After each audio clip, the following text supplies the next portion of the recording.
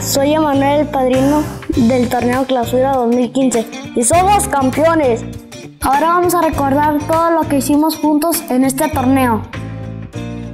Unidos por sus sueños, al servir de corazón, superando retos, viviendo con emoción.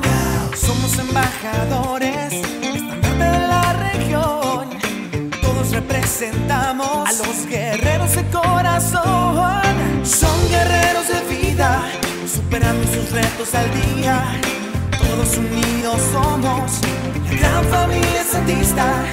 Son guerreros de corazón, superando sus retos al día.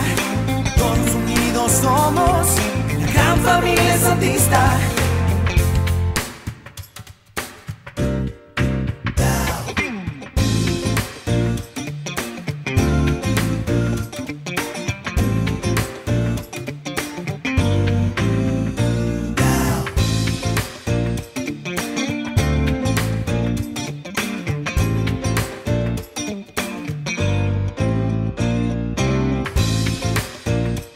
Lo que más me gustó de ser padrino fue participar en el protocolo de la liga, venir siempre al Estadio Corona, haber estado en el desfile festejando el campeonato.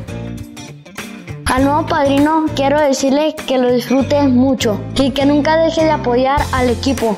A todo el equipo que le eche muchas ganas para volver a ser campeones.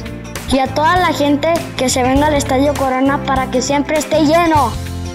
Guerreros, más que nunca.